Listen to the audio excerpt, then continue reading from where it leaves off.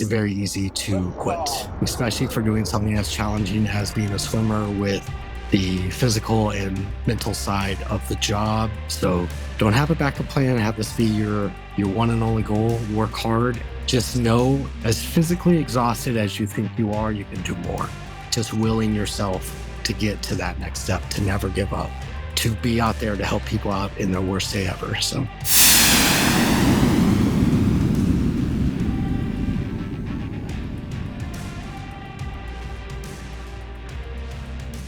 If you think dangling from a wire beneath a helicopter at night and in the middle of the ocean in high winds and over rough seas, and then plunging into icy water to rescue someone is crazy, that's because it is. Crazy dangerous. Even though they were introduced to the public in the 2006 motion picture The Guardian, Coast Guard rescue swimmers are, along with their sister service counterparts, some of the most elite yet unsung heroes in our military, known as Aviation Survival Technicians, or ASTs. They're much more than what the name implies. They respond to support downed aviators, hunt for survivors when ships and yachts sink, rescue victims of hurricanes, perform medical evacuations, and a host of other activities that save lives. It's said that more people wash out of the search and rescue swimmer training program than wash out of the elite SEAL training program. And our guest today, Mike Romano, happens to be one, a 20-year Coast Guard veteran. Speaking of water, many thanks to our sponsor for this season of the Adrenaline Zone, Culligan. With Culligan's drinking water systems, you can get the ultra-filtered water you need to fuel your high-performance lifestyle right on tap. Learn more at Culligan.com. We caught up with Mike at work in San Francisco. Welcome to the Adrenaline Zone. You know, we've always wanted to have a search and rescue swimmer on the show, so thank you for being with us today. It's a pleasure. Thank you for having me. So, Mike, really glad to have you. You know, I've got some experience for the Coast Guard, and so it's really exciting for me to have a chance to talk to somebody who's actually out there on the front lines every day. You became a rescue swimmer. It's really aviation survival. Technician, yes. What came first? You know, your interest in swimming and water activities, or you know, your desire to be in the Coast Guard. You know, how do you get into this job? My personal story is kind of long. So I was a very active child, enough where my parents decided to call me Two Motors. It was just a name. They said every kid had one motor except I had two. So it kind of stuck with the family. They just called me Two Motors. So to combat me being very hyper, they put me in every sport possible. I did swim team up until I was about 8 years old, and then I stopped. Football and soccer were my two sports. I grew up in Tucson. So at that time, I played soccer year round, and football was just very heavily in the family. My dad played college as well. So after high school, I had scholarships for both sports. I chose football over soccer.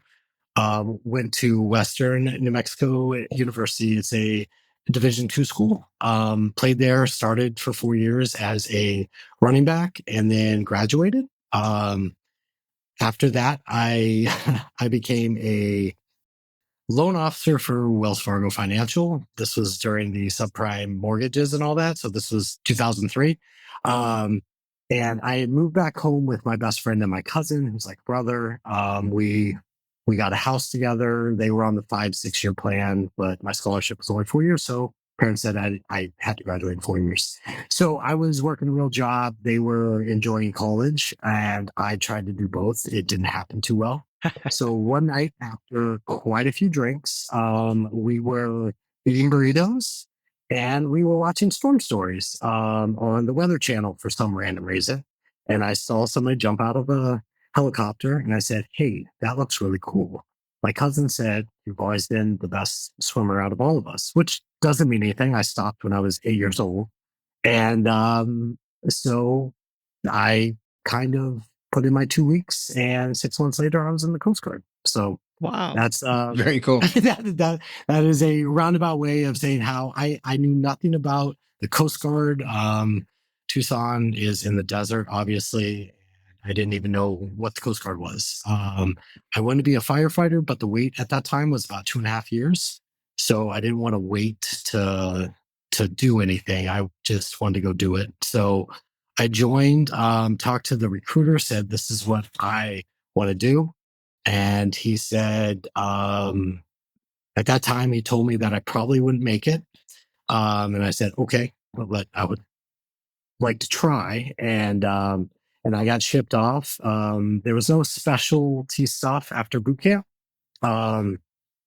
So went to boot camp. I had high enough ASVAB scores and test scores, and I was able to put myself on the rescue swimmer list. So in the Coast Guard enlisted side, after you graduate from boot camp, you're not rated. So you normally go spend time at a unit.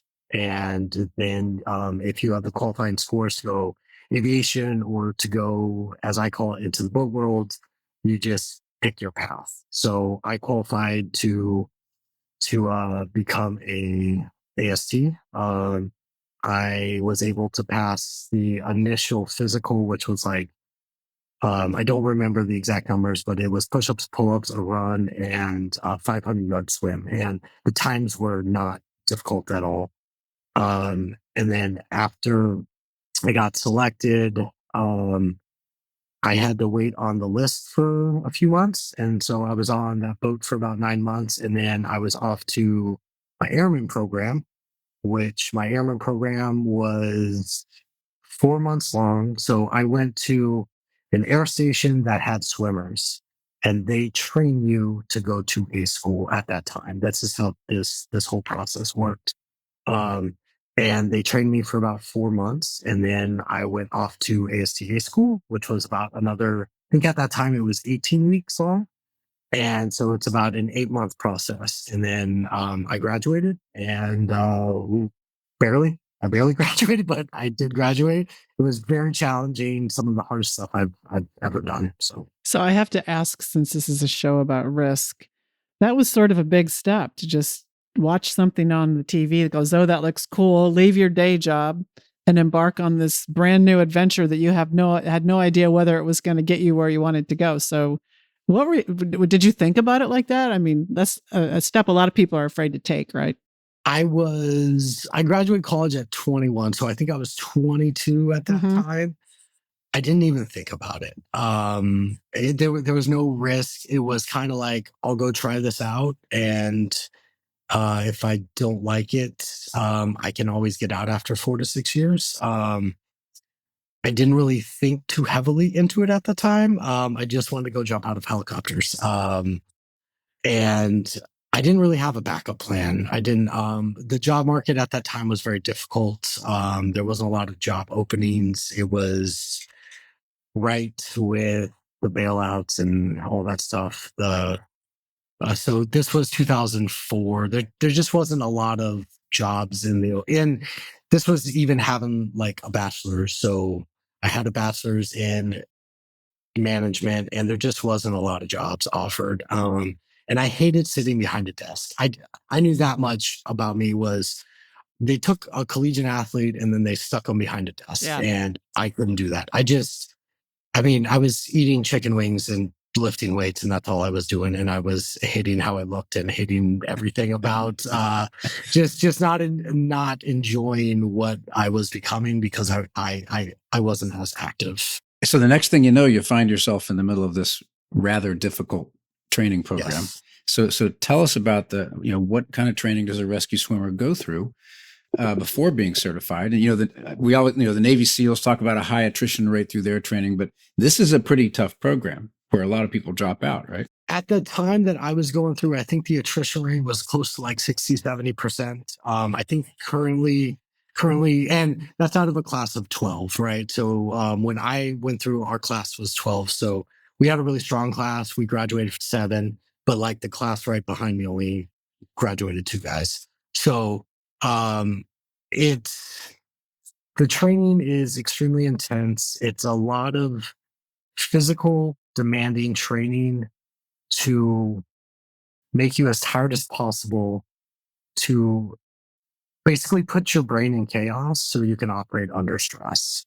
Because when we are down there on a SAR case, or we are down there, we don't have a team to fall back on. It's just us. Our team is up in the air, but for the decisions being made on scene with the SAR case, actually what's happening, it's our decision. And so that's what training does is they physically drain you as much as possible to make you try to think and just to have that mental toughness of I can make it. I can get myself out of here and I can get somebody else out of here. But the actual training itself, a lot of running, a lot of push-ups, a lot of pull-ups, a lot of swimming, just drain you and drain you and drain you. And then you would do like a testing at the end of a week or something, and you'd be so physically exhausted that it was hard to like wrap around on doing the correct steps for like all that stuff. And so again, it was 19 years ago when I actually went through. But a lot of the stuff that you go through school still resonates today. Just knowing what you're physically capable of when that is demanded of you, and then knowing your capabilities, knowing what how to think through a stressful situation. Talk a little bit about the team structure. You said, you're part of a team, maybe not while you're in the water, but there's a group in the helicopter supporting you. So Yes. how does that work? And then what is that integrated training with the team? Can you talk a little bit about that? So as our team would be, we would have a pilot, a co-pilot, a flight mech. The flight mech is the other enlisted rates, excuse me. They are AMT or AET. They are the ones who control the hoist. And then us. So when we go out on a SAR case, there's obviously a lot of decisions, risks that we talk about prior to even leaving. And then while we're in the air, we're talking about everything as well. So with the teamwork aspect, it's just basically everybody getting on the same page with the plan of how we're going to pull somebody out of the water or off a boat or off a cliff or off of a rooftop. And it's just making sure everybody's on the same page. But excuse me, there are quite a few times where I have gone down and what I'm experiencing will change the plan. So it's only a quick radio call back up or a hand signal just to let them know like the plan's changing. And then we would just kind of mitigate it and then change the plan and then because you can't really know the conditions that you're going to meet until you get out there. So there's only so much planning you can do ahead of time, right? So how it works for us is we have what we call our sector, which kind of controls all the SAR cases. They will call us to launch us. Within that, we do a risk management of like weather, scenario, all that stuff. Weather, scenario, what the SAR case is, what the actual call is. So we can pack up all the gear that we possibly need for that case, and then we fly out after a good long talk. And then when we get on scene, though, sometimes the information that's being fed to our sectors is not exactly what's going on scene. So like you just kind of be very flexible and roll with all the punches. There was a time that I got called out for somebody had cut their arm open, but when I went down on scene, it was actually a mutiny and somebody had gotten stabbed. And it was off a fishing boat. The crew didn't like what the captain was doing. He ended up taking a stab wound to the shoulder. But when they called us out there, just to get us out there, they said it was a really bad cut on the arm. But when I got down there, which is true. Yeah, well, it is true. But like he was all packed, he was bandaged up, he was ready to go. So like it was just really quick and easy. But at the same time, like when I got on scene, it became like kind of dangerous just because I didn't know what was actually happening. So that is something that as a swimmer with risk and dealing with all the stuff when we get lowered down or we're jumping out, we kind of don't know exactly what's going on. We can only visually see what we have, but when we get on scene, a lot of times it's very different. So yes, I have to ask real quick. Yes. What did you do about the mutiny? Did they expect you to Nothing. solve the problem or what? No, nothing. I just turned to them. They said, "Are you ready to go?" And I said, "We are ready to hoist him off." And I checked his shoulder out real quick, and then we went and we hoisted him, and it was done. So yeah, yeah, Amazing. yeah. So a couple of sort of quick questions. Mhm. You said you have a 4-person team in the helo. Yes.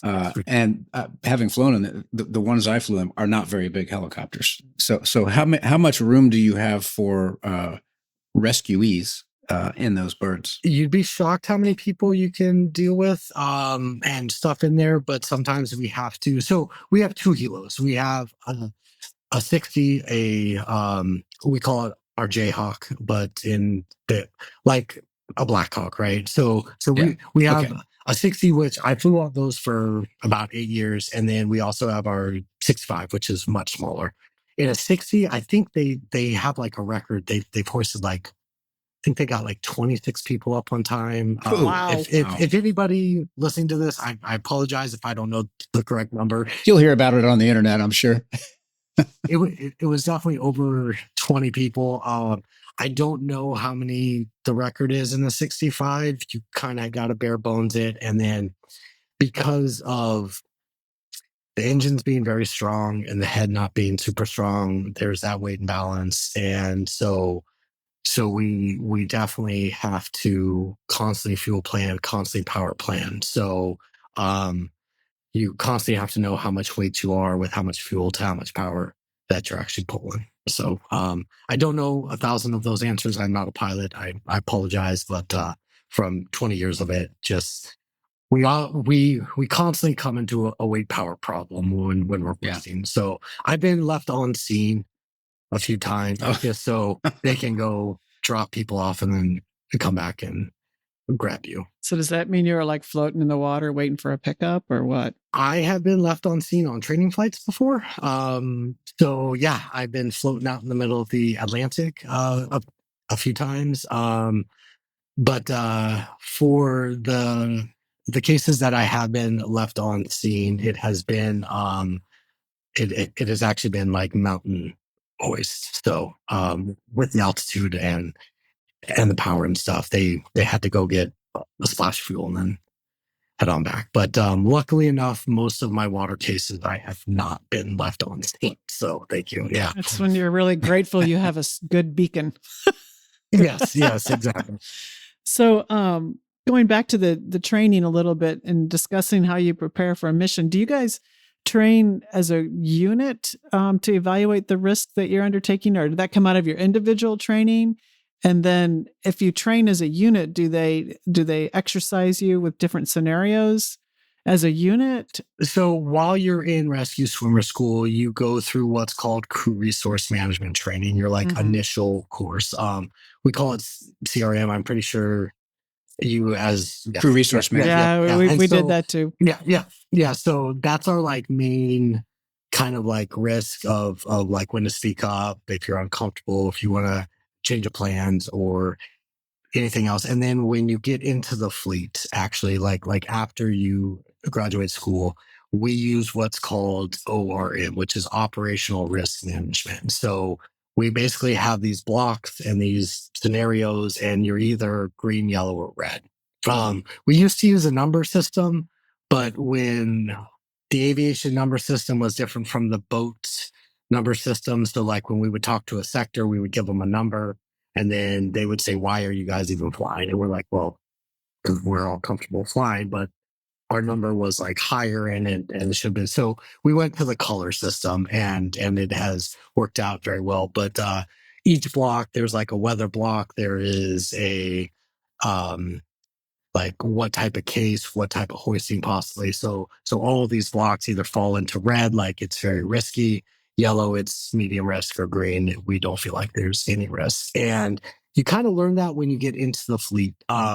So like when you become a swimmer and you are, after you get qualified to actually stay on duty, which is being qualified on that aircraft, then you get taught ORM and basically how to mitigate and how to manage risk. So, Mike, I'm sure that you have to go through a lot of medical training. I'm sure in your initial training and continuing training. What would you say is the equivalent level in the civilian world? Are you the same as an EMT or a paramedic, or where do you fall on that spectrum? We are nationally certified, nationally qualified EMTs, so we have to recertify on the national level every 2 years. Okay. There are some ASTs who've gone above and beyond and went to the actual paramedic school, either by using their own money or GI or that stuff. But there's one unit, I believe Sitka was required you to be advanced EMT up in Sitka, Alaska, but for the most part, we are just EMTs. Well, I don't know if you should say just. Sorry for Yeah. the roundabout. Now they actually teach you get qualified EMT. So like you'll go through the schooling and now it's tacked on to the backside. So when I went through the schooling, I had to wait like 3 or 4 months, and then I went to EMT school, and it was a super condensed school. I think we did it in 3 weeks. Wow. At that time, 3 or 4 weeks. Wow. And That's fast. we became EMTs at that time. So what about your law enforcement role? I mean, the Coast Guard does some of that, for the coast. But do you run into that in your role or not? So when I was at Air Station Clearwater, we would deploy down to the Bahamas to help do drug interdiction. But we were mostly just flying around DEA and DEU agents, which are the agents from the Bahamas. I was there in case it turned into a SAR case or unless we got called for a SAR case. But my actual role in the law enforcement is zero.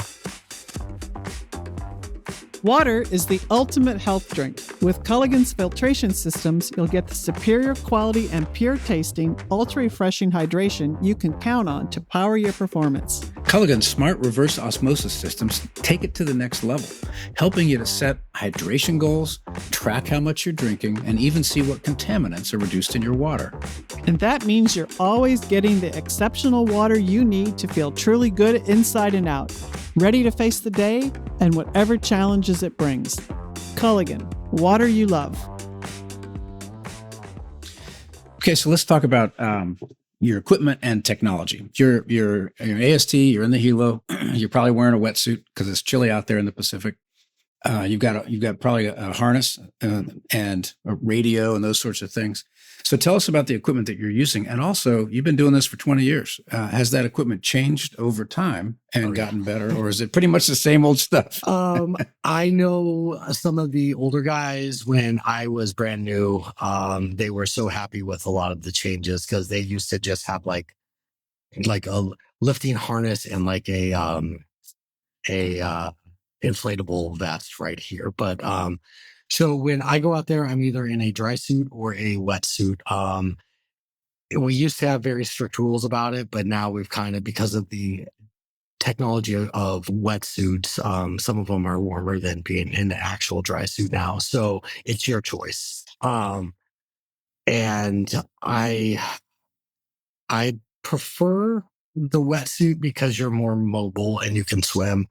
But I always view it as if you get left on scene, how do you want to be? Yeah. So most of the time I'm actually in a dry suit. But like if there's a call out for like somebody stuck in a cave out here, like I would definitely be in a wetsuit just because of the like dynamics and hydraulics in a cave.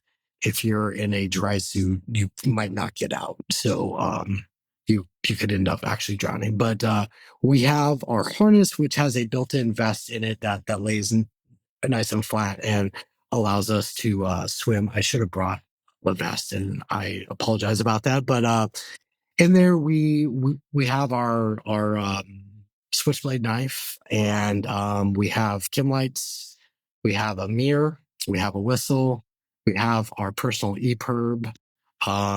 As a swimmer, like you get a EPIRB that is assigned to your vest. Like What's an EPIRB? Electronic personal beacon. So So Okay. it's tracked by satellite and NOAA. So it's like a 406. So basically, if we are out there and they can't find us and everything's gone completely wrong, we'll turn on that, and we can be tracked by satellite within, like, I think a half mile of where we are. So Wow. that is our like last resort tool. We have a radio where we're allowed to talk on the marine frequencies on, and we have a few flares on us for emergencies. I'm probably forgetting some stuff in my vest just because I don't really use all the tools, but I know all the tools are there. Since I've been in, we have actually changed harnesses. We used to call it the TriStar harness. Now it's called the Triton harness. And we used to have all of our gear was in our pockets right here on the actual life vest, but now we changed it where it's just our life vest, and we have like a belt around the waist that has a bunch of pockets with all of our gear on there. What was happening was when we were working on people, our vest would just fall in their face, and so we finally. But they are coming out with new technology all the time. I think it's in works right now where we're actually changing up our helmet. So we have our flight helmet, but then we would have to change out to have our swimmer helmet out. So I think we are working on the integration of just one helmet for us that we don't ever have to change out of, which is great. And I think they're working on like a bone mic earpiece for us finally, instead of a waterproof radio. When you're calling the helo, you got to blow out all the water, and then you sound very garbled, and they can't really hear you. So yeah. And Just say nothing of the noise of the helicopter. yes, Yeah. or you'll tell them to like back off so you can Yeah. actually talk to them. Yeah. But there's been a lot of changes. I am a creature of habit with my stuff, so I kind of have mainly stuck with all of the old stuff that I know so well and where it is on me. So I don't really jump to the brand new stuff that comes out because we're still authorized to wear some of our older stuff. So let's really get into this. I was fortunate enough to see a SAR swimmer up close and personal when I had to jump out of an F-14 700 miles west of San Diego. Oh, wow. At night in really bad weather. Mm-hmm. So it was a Navy SAR swimmer. But I wasn't injured, but it sure was nice to see that swimmer coming down the wire. And, he hooked me up, get me into the helicopter, deflated my raft, all that good stuff. So take us out on one of those dark, bad nights and tell us about a typical rescue you might have conducted. What does it feel like? And, do you guys want like a crazy story, or do you guys just want like a typical? We'll take two crazy stories or more. So this happened this was not a typical case. We had a lot of stuff go wrong. So we got this was out of Atlantic City, New Jersey. We got launched to a scallop boat that was about 50 miles offshore to somebody who had a compound fracture of their lower leg. I was very new at this time. I was about 3 years in being an actual swimmer. So with medevacs, we have to talk to a flight surgeon, which is somebody which is a Coast Guard qualified medical doctor, to say hoist or don't hoist them, or like you guys can fly out or don't fly out, or just basically it's the warm and fuzzy to go get somebody. At this time, I didn't know that you could question them or even do any of that stuff. So they said, go hoist. And I said, yes, let's go do that. Also very new in my career, and I just wanted to do everything and go down and just try to be a hero as much as I possibly could. So we get launched out there. I have done a few scallop boat cases, and I don't know if you've seen a scallop boat, but they've got outriggers and just like a bunch of lines. And in the back, there's like a shucking shack. So when we go out and hoist, it's we try to hoist to the aft part of a boat, so our helo can have the pilot sits in the right seat, so they can have view of like how we actually fly. So they have reference of the boat to keep the helo in a good spot. Now, if there's no safe place to hoist in the front, in the aft part of the ship, you have to hoist from the bow, and it's very challenging because there's no reference. So it's very hard to like maintain a nice solid hover. Knowing that I had been out to a few scalpel cases, nobody else in the crew had. So I was trying to explain to them, like, hey, I don't know if we'll have a good place to hoist. They said, we'll get on scene and we'll try it. So they tried to lower me down to the boat about 3 different times, but there's too many lines. And the possibility of me getting entangled was too high. So they ended up dropping me off in the water. A few little stats here for you. It was like 30 knots of wind, 12-foot seas. The water temperature was Cold. about 36 degrees, and the air temp was about 34 degrees. So yeah, it was just a cold night. So I ended up swimming to the boat. I had to like time it because they dropped a rope down for me to like try to climb up, but I had to like time a wave to like hit the rope because the rope wasn't long enough, obviously. So end up trying to like do this weird climb up on the boat, get on scene, and the guy definitely has a broken leg. Again, in my brain, being very new, I was like, we have to hoist him. That's what they said. So we have 2 devices to actually. We have more than 2, but like 2 big ones. We have our normal basket, and then we have a litter. So this guy couldn't walk, so I was going to put him in a litter, which is like a hoistable stretcher. Um, so there was no really safe place to do it, so we decided to hoist him from the bow of the ship. So I packaged him up, and I remember talking to them and to the helo, and I was like, "Hey guys, like it's really bad down here. Like these are pretty big, so let's try to do this as swift as possible." They get the cable to me, nice hoisting area at the bow of the ship. Not a big area, but like it was just smooth, like straight up. There was no um, wires out, and everything starts going smooth. We start hoisting them up. The boat rolls down on a nice 12-foot wave, like just boom, like this. The helo kind of shoots over. The guy gets wrapped around something, and the cable parts, and the guy goes overboard into the water. Oh, So while this is happening, like while he's going up, the swing of him cracks me in the head. This was before it was required we were to wear helmets. This case might have changed some of that. So I get cracked in the head, like laying down on the deck, and I don't see him anymore. What I think happens is when we have an entangled cable, we have a squib at the cable so they can shear it off right there. So I thought that's what happened. I thought our crew sheared it. So I run to the back of the boat, throw on my fins and my mask, and I just dive in, thinking that they had sheared, and I have to go grab this guy immediately. When the boat's like steaming, so like when you hoist in big seas, you have to have the boat going like almost full throttle. So like we had a sizable gap between where he was and where I was. Um, it was pretty strong current that night as well. So I ended up, I don't remember swimming it at all. It was about 250, 300 yards. Um, was swimming just in a direction. The helicopter had came around and just shined their spotlight straight down. So I knew where to actually swim to. Um, when I get there, we have floats on our litter. So if this ever happens, or if we have to use a litter in the water, it floats. There was so much cable that it was dragging him down. So like when I got to him, he was like right here in the water.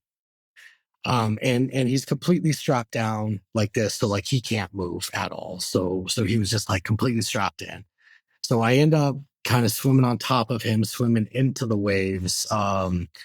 They weren't breaking. It was just like nice big rollers. swells. So yeah, swells. So just like all EMT training out the window.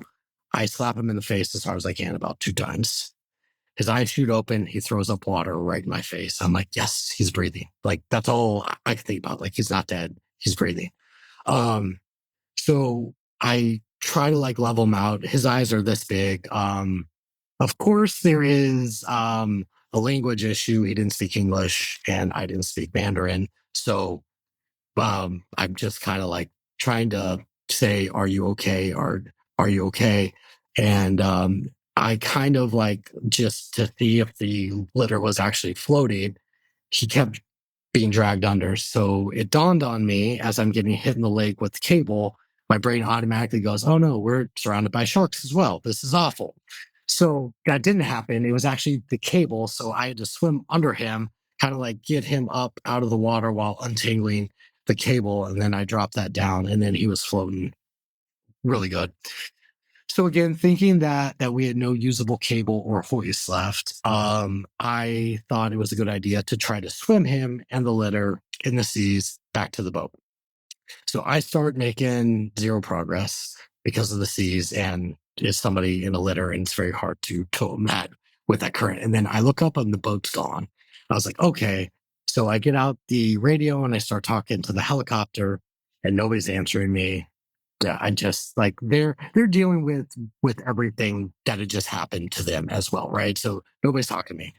And then I think we were in the water for 13 minutes or something like that. And then the cable comes down with what we call a quick splice. So it's basically like a backup hook that we can wrap the cable around and it interlocks on itself.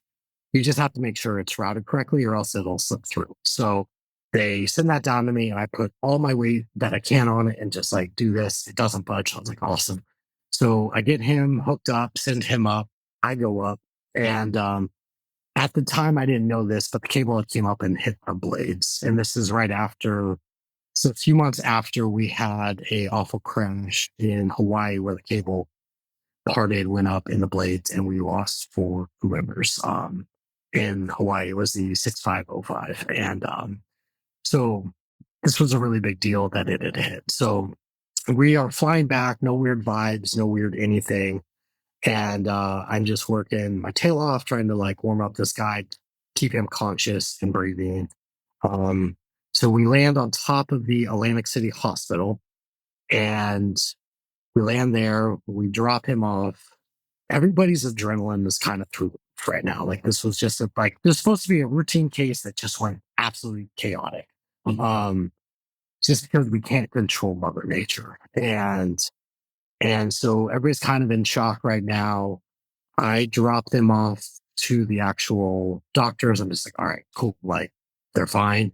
Hopefully he lives. Like, he was alive when we dropped him off. Good. So myself and the flight mech are like looking at the blades. We kind of see some damage, but we um, don't really know because it's like 3 or 4 o'clock in the morning. It's pitch black. So in that situation, because the cable hit the blades, we're supposed to shut down and wait for like an actual maintenance team to come inspect it all and say we need to, change out the blades or whatever. So at this time, Light Flight tries to land on top of us. There's a team of doctors and people like this guy's got to go to Philly. He's gonna die. So we make the choice as a crew to fly the 10 miles back to get back in the helo, fly back and land back at home plate with everything said done. Obviously, it ended up being a pretty big mishap. We were greeted by our CO at the time. It was not very happy with us with the last decision that we just made. But we thought that we had possibly saved another life by leaving the helipad. And it was a lot of paperwork after that. I'll just put it that way. So yeah. Oh my gosh, this is like a movie. This is a movie. Yeah. But it also points out, what you referred to earlier on your training. I mean, that was I can't believe the sort of determination, endurance, and improvisation that you had to do in order to not only keep this guy alive, but to keep yourself alive. That's pretty impressive. No kidding. Thank you. It wasn't a thinking portion of it. So as rescue swimmers, we have a motto, so others may live. That's just what and so, hell or high water, I was going to get to that guy and I was going to make sure he was okay. I didn't know that we still had usable cable. I thought that I was just going to be in the water with him until they sent out another helo to come grab Oh, us. wow. So in my mind, there was not a lot of thought process other than I've got to go get him. I've got to go save his life right now. Yeah. I don't wish it upon anybody. It was supposed to be a nice routine, not a lot of thinking case. Like you just go down, hoist me down, we hoist him up. I come up, we drop him off at the hospital, everything's okay. But it just shows you how the weather can just like change everything like that. Not having a good hoisting platform, not having a safe area to like hoist from, it's just it can just create a lot of chaos in the moment. I'm just glad we train the way we train. I'm glad I went through all the training that I did because I was awkwardly calm the entire time, just kind of like made my peace with the whole situation, just step by step, like I've got to go get him now. I have to go do all these steps just to like make sure he's It's kind of like having an aircraft emergency. Yeah. Got a few things I got to do right now. I don't have time to get stressed out.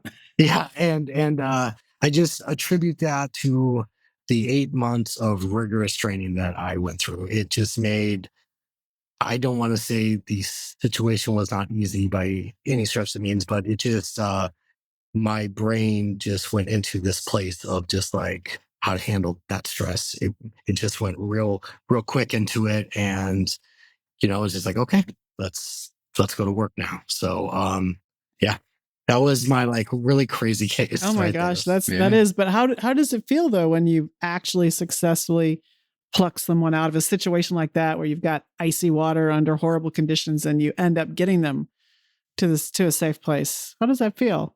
The pridefulness of it, the like, hey, I did a great thing. Like, it's an incredible feeling just to pull somebody out of their most difficult situation. And it's extremely gratifying to like know that you can help somebody.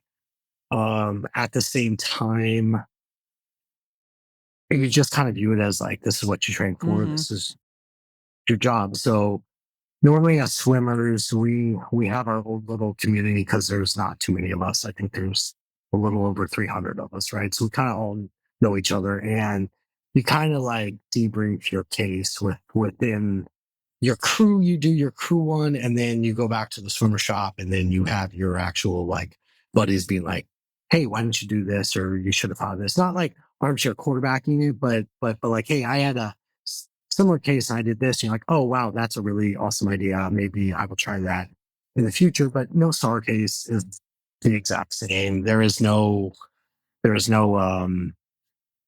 exact same SAR case. I'll just put it that way.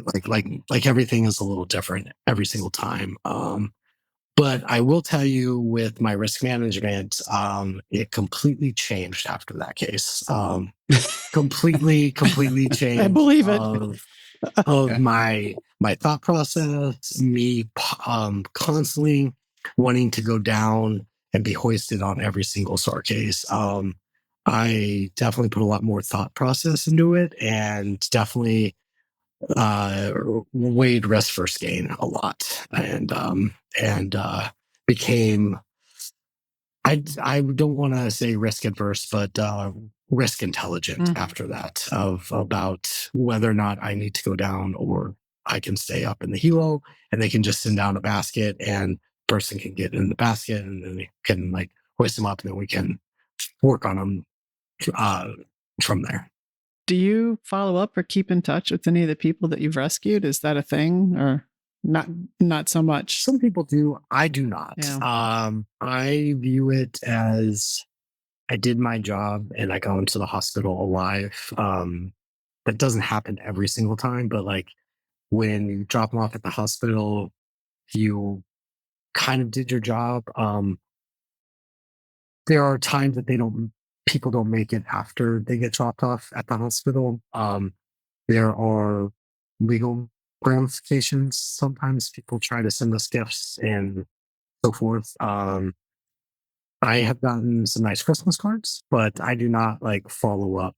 Uh, I kind of view it as just doing my job, and I hopefully their day or hopefully their family is happy and they can live to see, their kids. And Yeah. So I don't want to know. I'll just put it that way. I know some people are a lot different minded. I just don't want to know. Yeah. So yeah, it's a bit of an entanglement. So, Mike, you live in one of those professions where on any given day, you have no idea whether it's going to be a slow day or a day like you just described. Can you tell us a little bit about how you handle that? You show up for work and, hey, this could be the day. I try not to think about it. I have had some insane things happen to me on SAR cases, like almost being impaled and cable rubbing on cliff faces, and just stuff that you don't really want to think about after the fact. So you just kind of put yourself in the mindset of so others may live, right? And you just kind of stick with that motto, and hopefully everybody's doing their job that day and how it should be done. Try to keep yourself in the best shape that you could possibly be in. And try to have the best support group around you. I know my wife is fantastic with hearing my stories, even though she might not fully understand everything that's actually happening. But those like stressful bad days, or if you lose somebody on a SAR case, or there's times that we get launched out for like a child and a mom gets swept out from like a big wave, and you're just searching for like, you kind of compartmentalize like certain things, and just helps to have like a nice support. Yeah, no, that's got to be hard. So, but how many rescues have you made over your 20 years career? Now, those are the successes. Well, I just had to do all my final stats. So, because I am retiring here soon, I have about 2,800 flight hours under me. Mm-hmm. I think I have saved and assisted close to about 80 people. Okay. And 7 dogs in there too. Oh, well, there you go. Oh, Dog lovers out there yeah. cheer. Yeah. Puppy's good for any story, even a podcast. Yeah, it's not every time, but when you do get a pull, and so I was also not a part of Hurricane Katrina and not a part of Hurricane Harvey. We were flying out to Hurricane Harvey, and I broke our helicopter broke, and so we were stuck in New Orleans watching everybody do everything while we were eating really good food. So, well, okay, consolation prize wasn't the worst thing ever. Yeah. So, but yeah. Yeah. Oh. So we're getting close to being out of time. I got one last question for you. What advice would you give to a young person who might aspire to have a career in the Coast Guard as an aviation survival technician?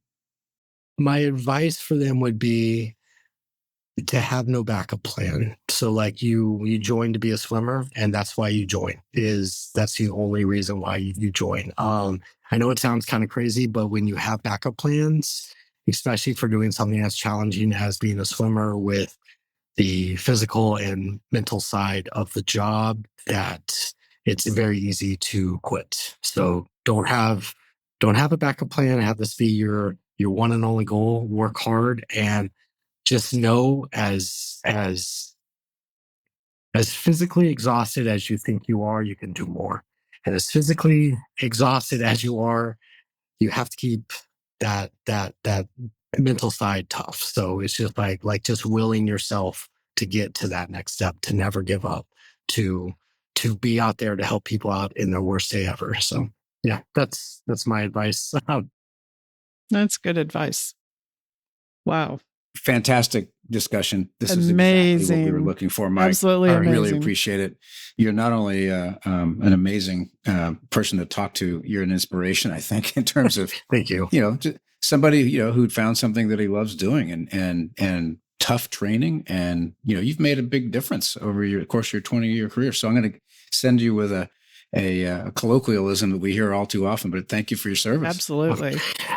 Thank you guys for having me. It's been wonderful to talk to you guys. And this is great. And best wishes to you in retirement.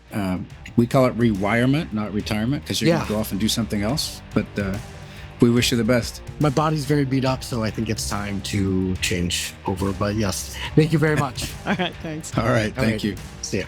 That was U.S. Coast Guard rescue swimmer Mike Romano. I'm Sandra Magnus.